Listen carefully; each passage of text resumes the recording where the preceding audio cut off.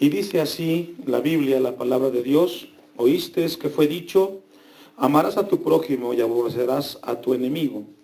Pero yo os digo, amad a vuestros enemigos, bendecid a los que os maldicen, haced bien a los que os aborrecen, y orad por los que ultrajan y os persiguen, para que seáis hijos de vuestro Padre que está en los cielos, que hace salir su sol sobre malos y buenos, y que hace llover sobre justos e injustos.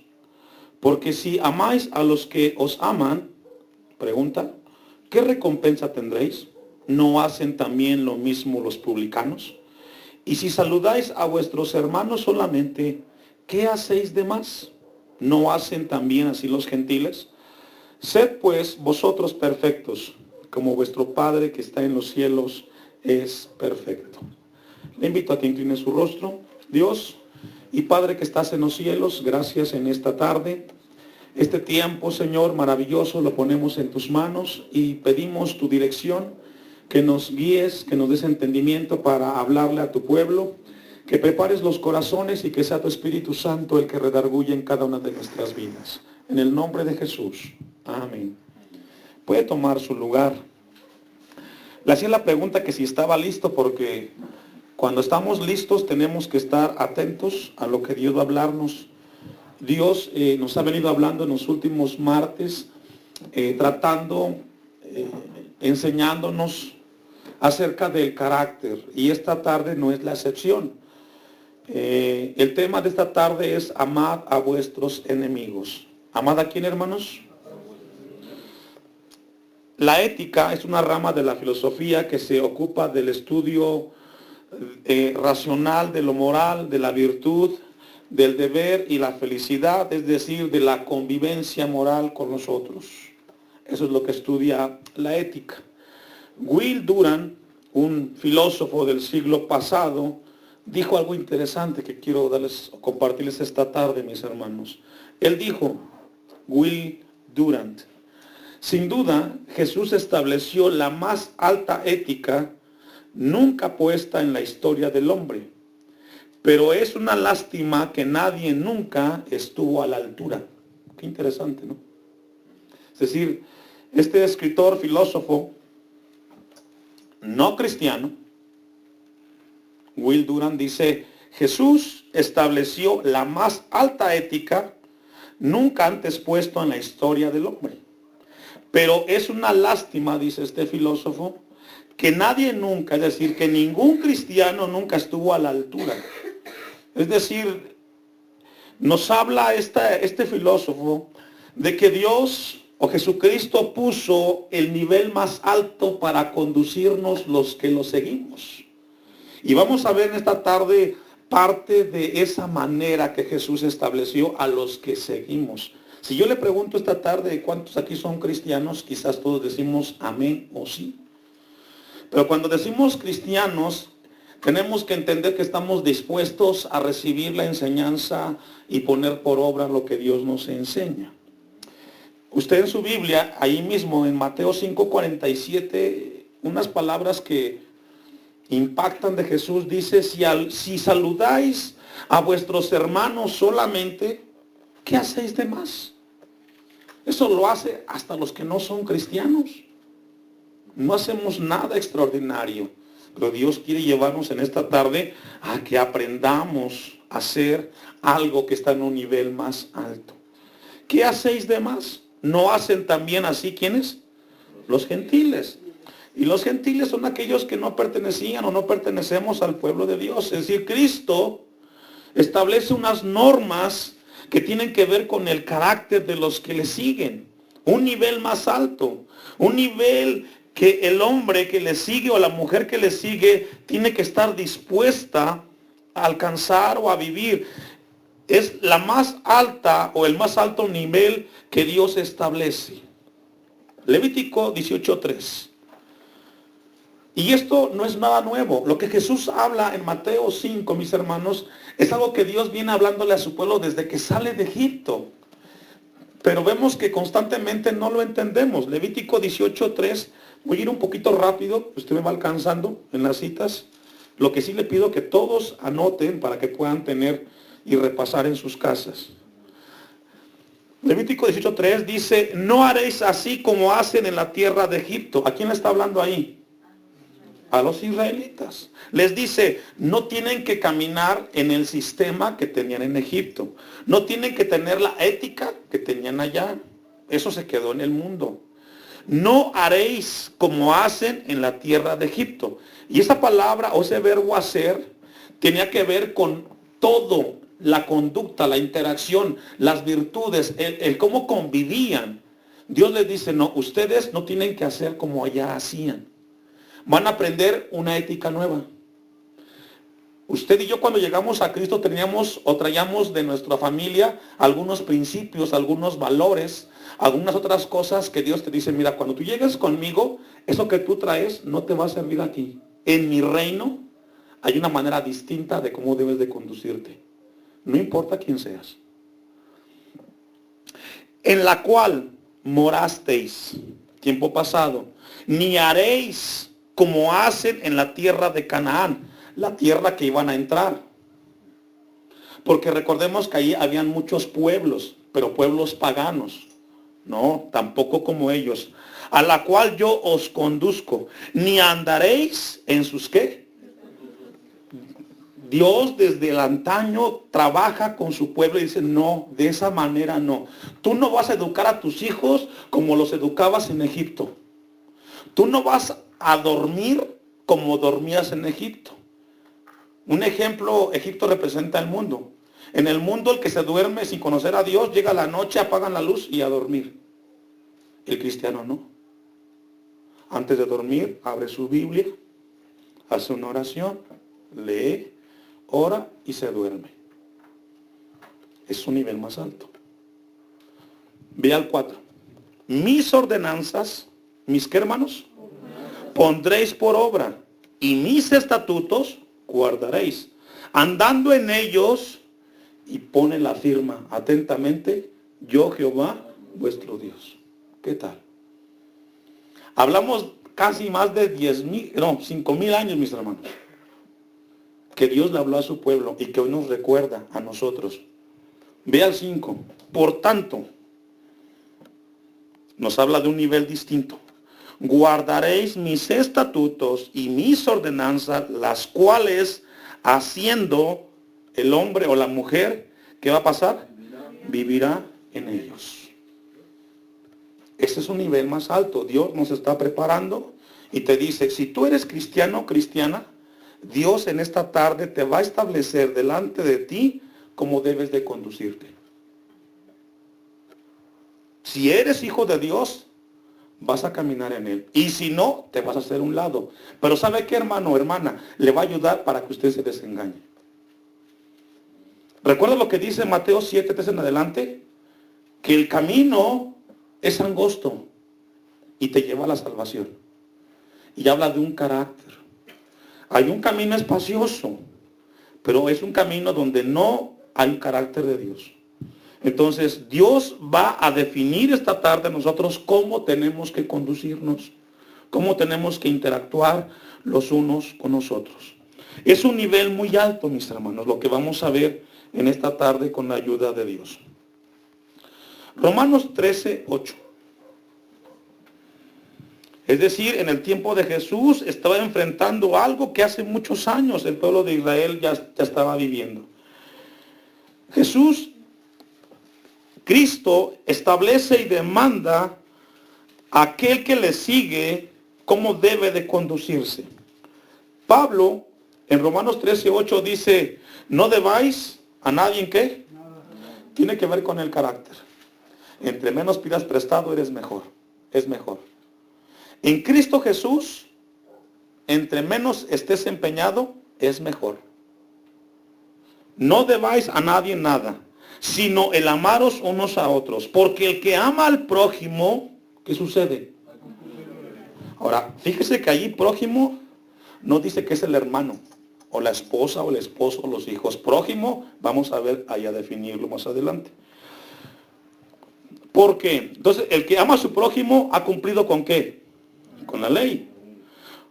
Porque no adulterarás, no matarás, no hurtarás o robarás, no dirás falso testimonio, no codiciarás. Y cualquier otro mandamiento en esta sentencia se resume: amarás a tu prójimo como a ti mismo.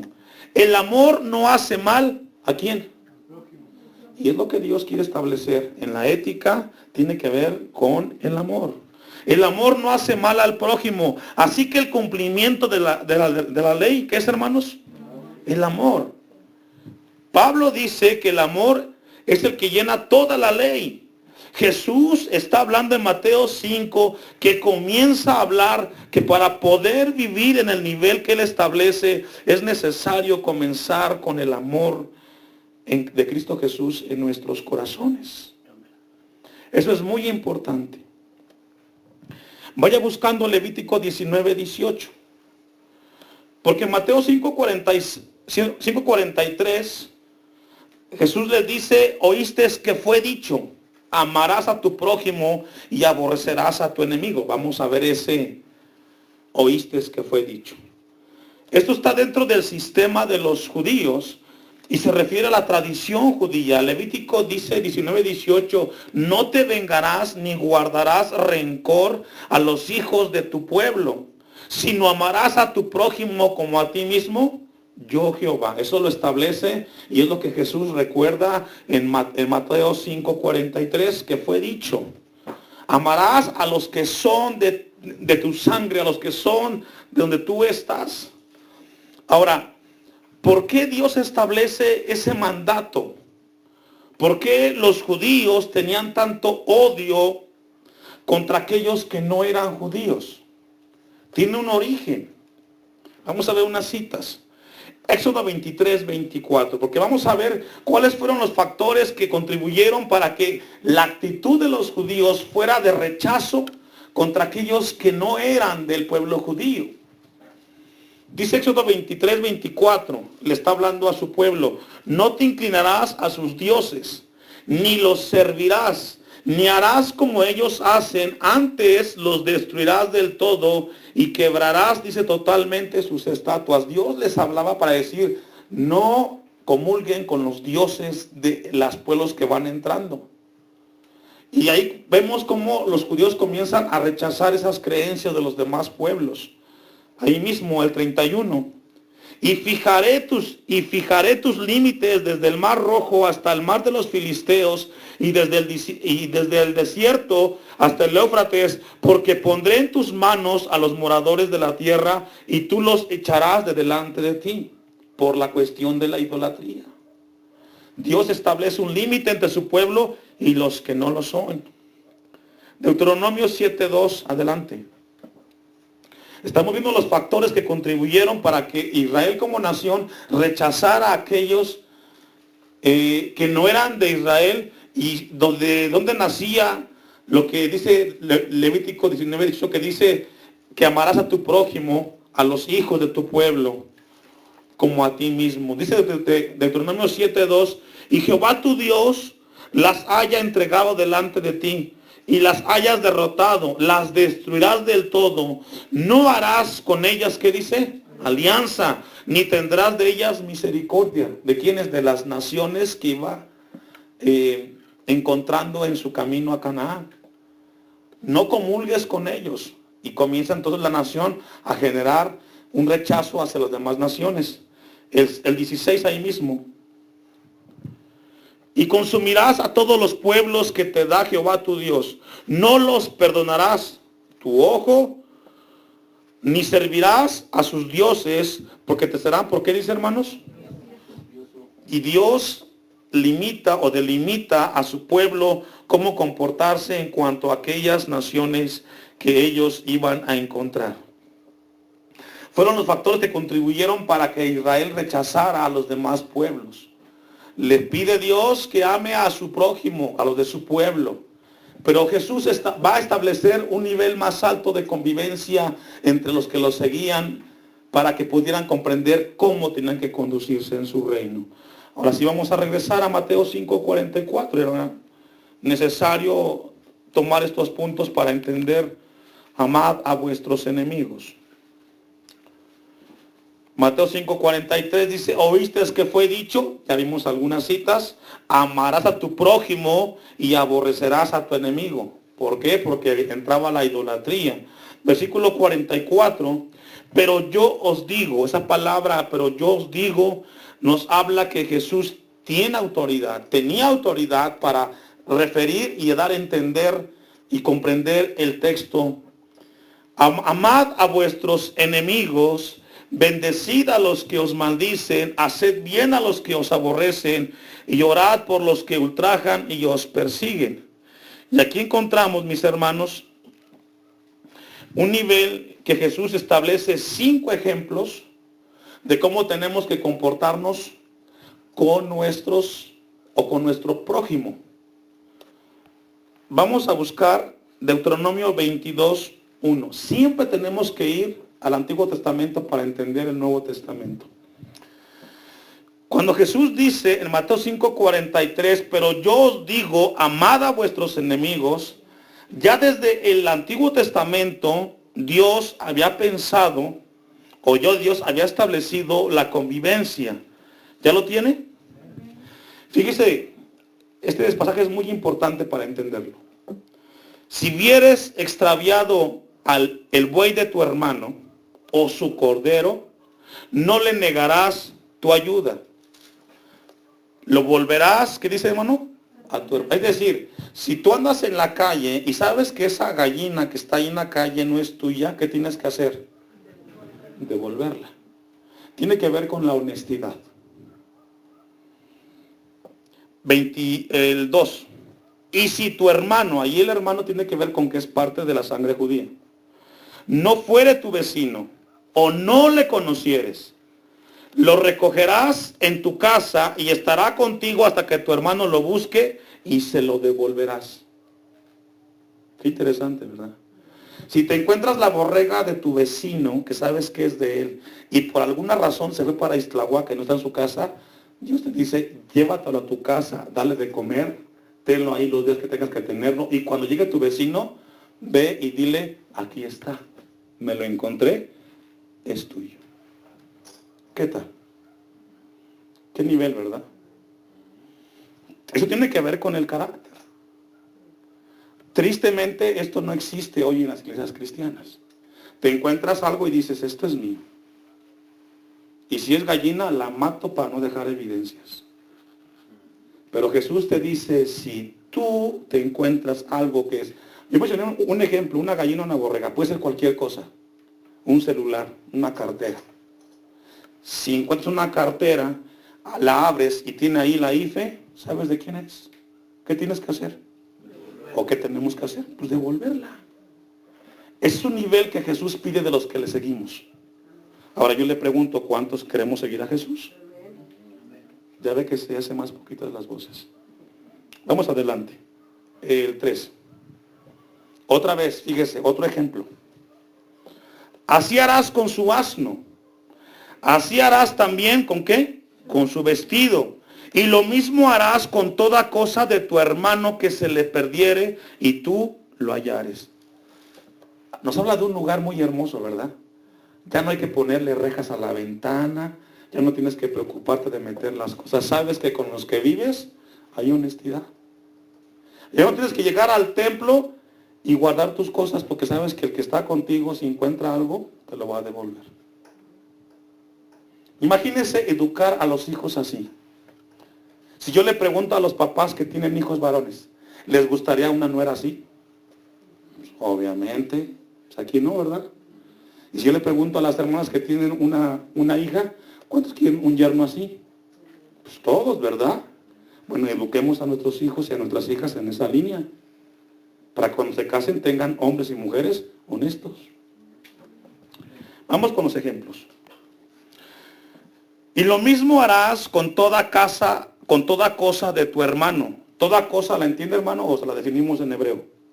¿Sí la entendemos, verdad? Toda cosa de tu hermano que se le ¿qué? Y tú la hallares. No podrás negarle ¿qué? Y ya a veces pasa, qué triste, ¿no? Ves que el hermano se le descompuso el carro y en vez de que te bajes, volteas para otro lado.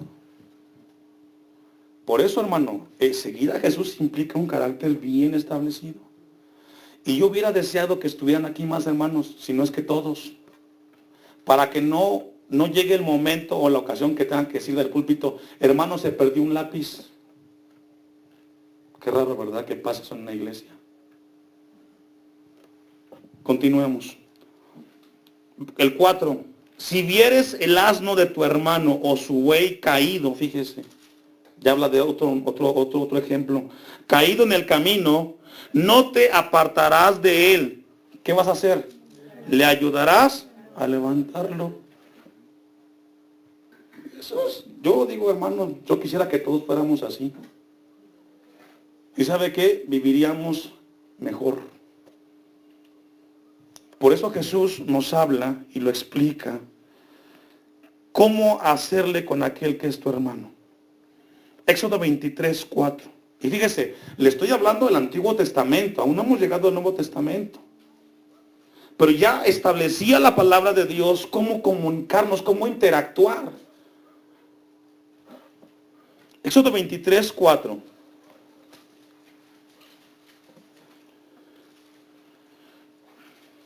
Ahora, el pasaje que leímos y el que vamos a leer, mis hermanos, ¿de quién está hablando? Cuando te dice, cuando te encuentres esto y esto y esto, ¿de quién está hablando ahí? Del hermano, del prójimo.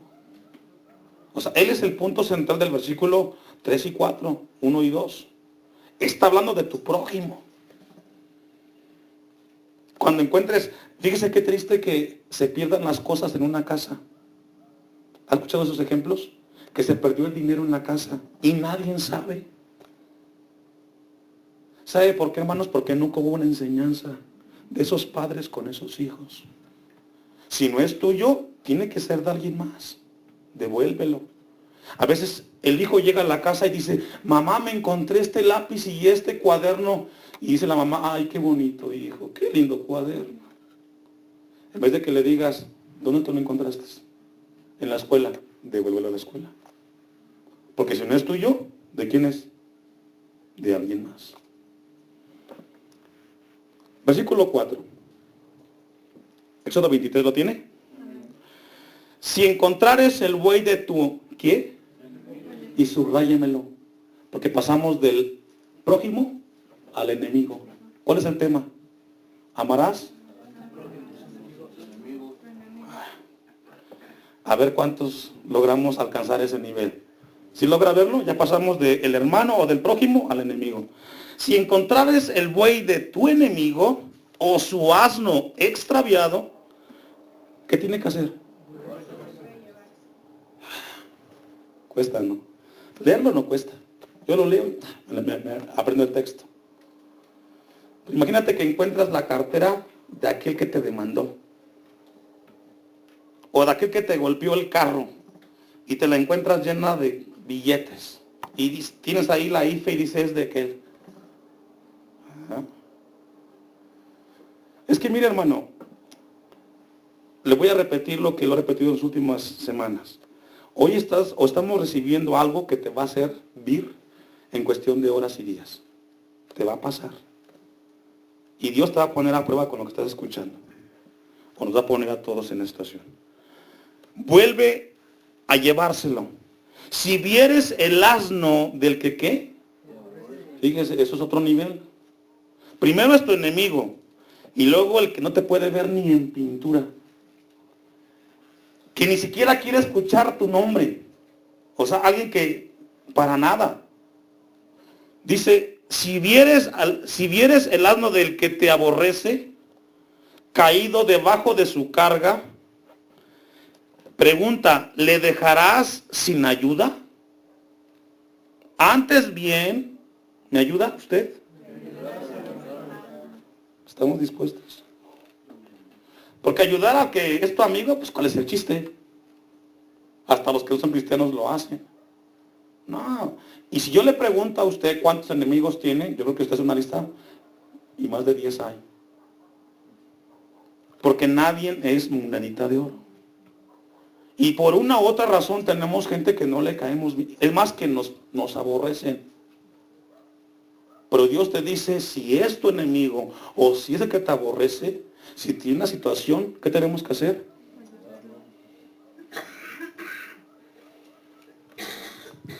Y yo espero que Dios nos ayude porque esto sí está fuerte. Proverbios 17:5. Yo le decía a Dios cuando estaba estudiando, Señor, si en mi casa me enseñaron que con los enemigos ni de cerca, y con los que te aborrecen pues menos, eso fue lo que me enseñaron en casa. ¿Se recuerda cuando iniciamos la predicación?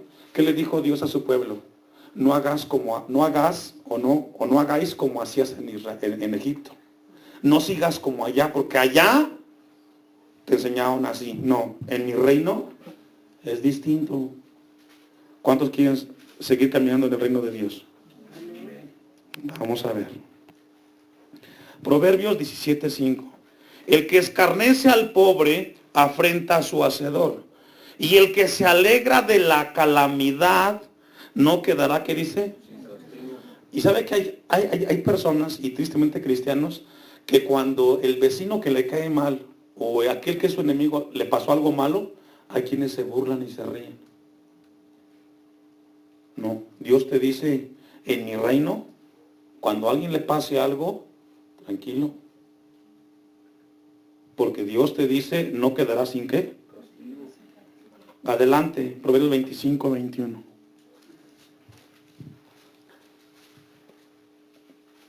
Lo que Dios está hablando, mis hermanos, es de cómo conducirnos ante nuestros enemigos. Esta tarde Dios nos está enseñando cómo conducirnos ante quién. Y si yo le pregunto a los jóvenes, ¿tienen enemigos? Aquellos que les hacen bullying. Sí hay. 25:21. Y fíjese, no, Antiguo Testamento todavía. Si el que te aborrece tuviere ¿qué? ¿Qué tiene que hacer? Eso es fuerte. Si tú sabes que aquel que una vez te hizo daño, te lastimó, te ofendió, qué sé yo, y tú sabes que tiene necesidad, ¿sabes qué dice Dios? Prepárale un arrocito y llévaselo. ¿Estamos dispuestos? Pues cuando le llegue la prueba, hermano, ahí vamos a ver de qué cuero sale más correas. Y si tuviere sed,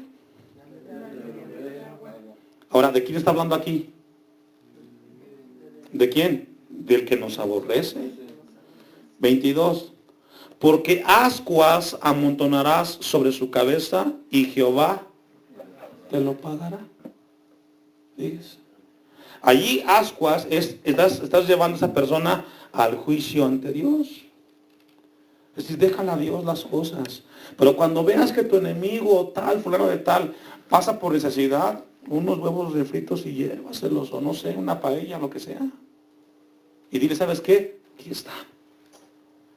Se va a ofender, se va a impactar, decir, ¿cómo? Si yo te hice daño. Es que ahora soy cristiano. ¿Se acuerda de la reflexión de telechero? ¿Se acuerda? Si cambio la leche. Entonces, eso va a ser un gran testimonio, mis hermanos. Qué interesante. El tiempo ha avanzado, fíjese. Lo vamos a dejar ahí. Está bien interesante, ¿verdad? Pues vamos a continuar la próxima semana. ¿Se da cuenta que ni siquiera abordamos el versículo 44? Pues vamos a dejarlo ahí, porque vamos a ver 5 declaraciones o 5 ejemplos, secuencias que Dios establece o que Cristo menciona en un nivel de convivencia más alto. Pero no quiero dejarlas a la mitad, vamos a dejarlo ahí y vamos a continuar si Dios nos da vida el próximo martes. Pero ¿sabe qué? Con lo que Dios nos ha dado es más que suficiente. Cada quien haga sus planas, escriba lo que tiene que escribir y cuando venga la prueba y venga tu enemigo o encuentres al hijo de tu enemigo en la calle, dale un rayo. Si ves que no tiene o hace mucho calor, por ejemplo, invítale un refresco o invitémosle, ¿verdad? Vamos a ponernos de pie, mis hermanos. Dios es bueno, ¿verdad que sí? Me da gusto que usted haya escuchado esto, porque con esto vamos a crecer y madurar. Cierre sus ojos. Dios y Padre que estás en los cielos, gracias por tu palabra, Señor. Te pido que tu carácter, Señor, se establezca en nuestras vidas y que podamos crecer y madurar. Señor, necesitamos de ti porque será imposible fuera de ti hacerlo. Te pido por la iglesia cristiana Hashem, nos estás llevando a un crecimiento y una madurez. Padre, que cuando venga la circunstancia o la situación, podamos obedecer lo que hoy nos enseñas. Ayúdanos, Padre, en el nombre de Jesús. Amén. Puede tomar su lugar.